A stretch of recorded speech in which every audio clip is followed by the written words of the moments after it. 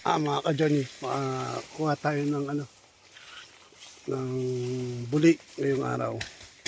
So, para doon sa mga hindi pa nakakita ng buli, ito po, close up ko po sa inyo yung buli. Yan po yung klase ng buli na kukunin natin. So, ang kukunin natin, ito, medyo bata pa to eh. Dapat yun yung mga medyo matatangkad na. Kumbaga, kung titignan ninyo, yung parang yung mga dahon niya magkakadikit para hindi tatagas yung tubig. Kasi kung ganyan rin lang, matagas ang tubig niya. So, sa pagkuha ng buli, mag-ingat lang po tayo kasi ang buli ay super matinik. Kung titignan nyo po, ang stem niya po, sobrang tinik niya. Pero pagka tumangkad naman po siya, para siyang buko ng nyug. Pakita ko sa inyo yung matangkad na buli. Meron dun sa kabilang side eh. Mamaya papakita ko sa inyo pagbalik natin.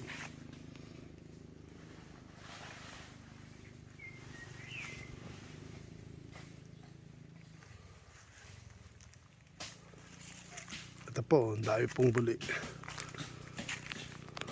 Tutuusin mo talaga, mas maganda yung anahaw. Pero dahil walang anahaw, buli ang gagamitin natin. Mapapansin nyo po, ito po yung dahon ng buli. Kaya yung makakapal yung kukunin natin. Matatanda na kasi mapapansin nyo, ito, nakadikit po siya. So parang ito yung sasalo sa tubig, aagos siya. Tapos dito natin ipapato yung isa para parang konektado. Para po siyang tiles. Yan po yung gagamitin natin sa ating sa ating bahay. Sa ating bahay ng arayay natin. Ganito po itsura niya pag natuyo. So, sa pagtagal ng panahon, matutuyo siya. Pero, tatagal din po siya ng couple of years. Kaya, di tayo problema na magpapalit agad tayo. Siguro by that time, kung magpapalit na tayo, papalit na tayo ng yero. Magkakabudget na tayo para sa yero. Pero sa ngayon, ito na muna. Anahin muna natin yung buli para katulad na sabi ko, wala tayong gastos. Ito, makisuyo lang tayo sa kapitbahay na may bulian na marami siyang buli. Kaya pwede tayong makakuha. Yan po. Tayo po, napakarami.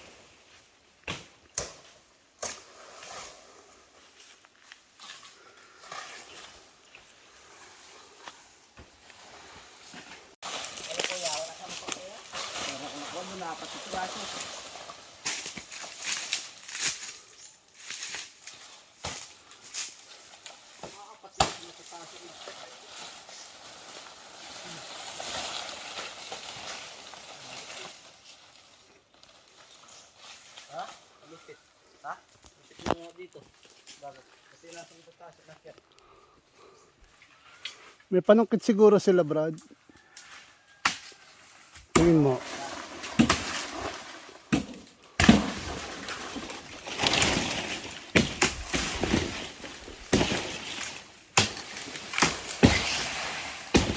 Tignan nyo, yung malalaking buli.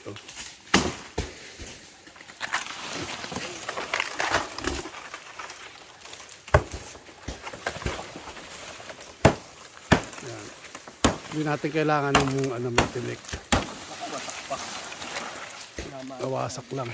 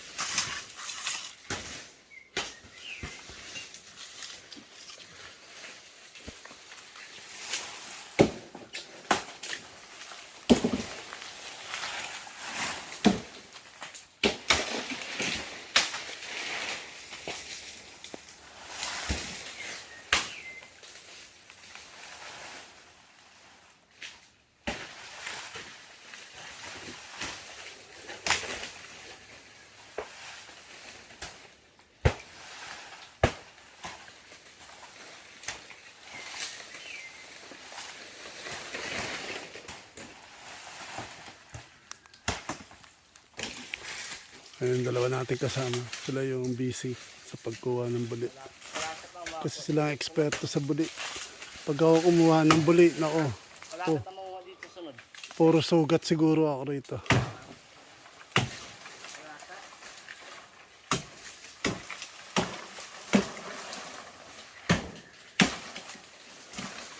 Pero sila, kita nyo.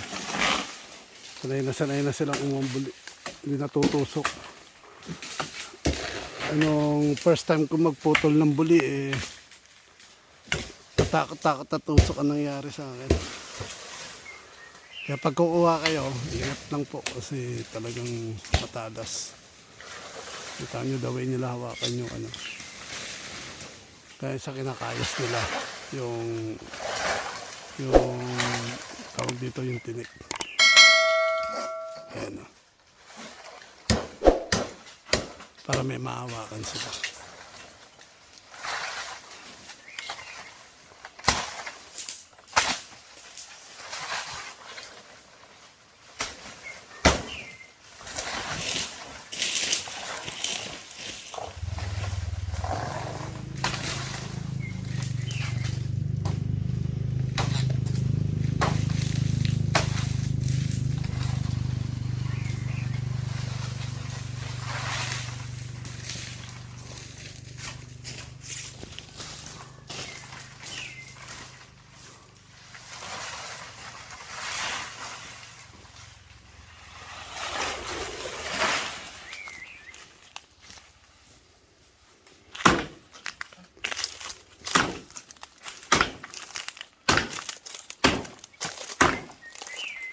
Tignan nyo. Yung kinukuha o. Yung parang yung meron siyang ano buo yung kanyang loob. Yun yung kinukuha. Parang nga siyang pamaypay yung pamaypay na folding.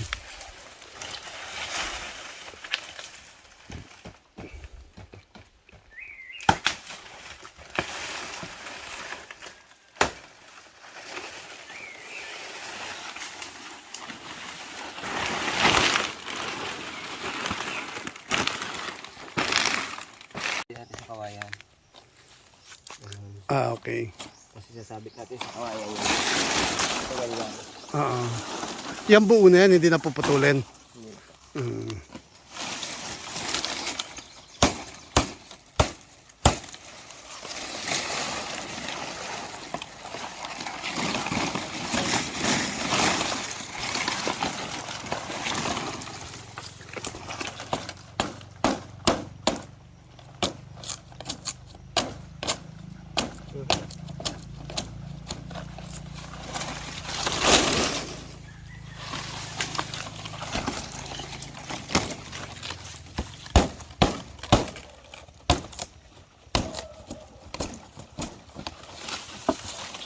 Hindi naman matatanggal ng hangin. Hindi po.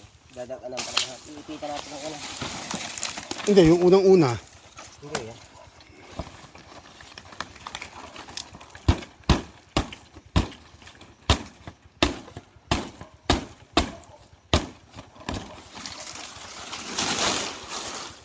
Yung ginagawa niya po, parang ginagatlaan niya yung ano, yung pinaka-stem nung para doon iipit yung kawayan. Ay, iipit sa kawayan.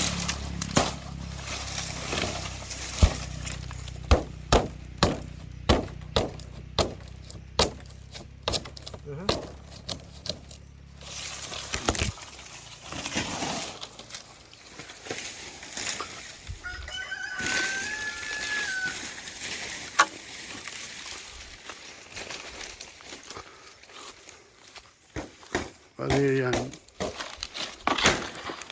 Pagkatapos magatlaan na ganyan, ito yung kawayan. Ganito yung kawayan. Ipit na ganyan. Hindi na kailangan itali. Yan, ganyan na yan. Tapos tabi-tabi siya. Tapos ang mangyayari, ito yung nasa ibabaw niya. Ito yung nasa ibabaw niya. Napansin nyo parang meron siyang ano, kanal. So, doon po pupunta yung kumaga dyan dadalo yung agos ng pag may ulan. Mamaya anuhin natin siya ng buo. Pagka ikinabit na po dun sa ano, bibidyoan natin para at least may idea kayo kung paano ginagawa. Ito na mga ka-Johnny, ginagamit na natin yung ano, ginagamit na natin yung buli. Ganito po yung pagkabit. Pansin nyo sa bubong nilagyan ng mga kawayan. Yan po ang ginagalit. Tapos, ganito po, yung sabi ko sa inyo, kaya nila nilagyan ng gatla. Yan yung kakapitan.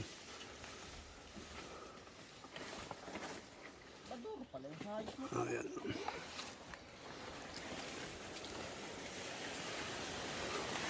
Tapos kung gusto nyong gupitin, pwede naman gupitin yan eh.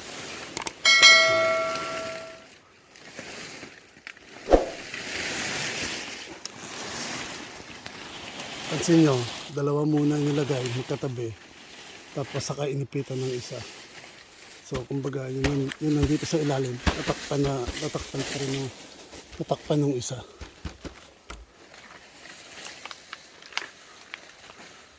Akit ako para makita natin. Ayan po.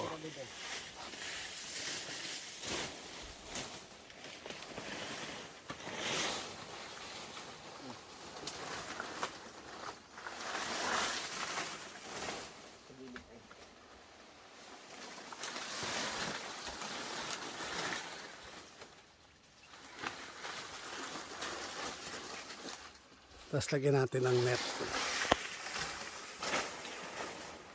Ito, balik ko ulit dito. Dito na ano pa pala mabubuhay ano. Yan yung basta ka nagkabibugyan na itong sa luha po sa doon ulit. Ayan po. Isa, sige lang. Yan po, isa pa rin yan. Ha? Ayan. Tapos ipitin nyo lang yung gitna. Diba?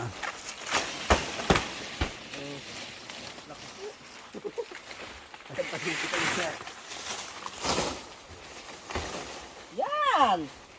Dadaan mo, utol. Ito po yan.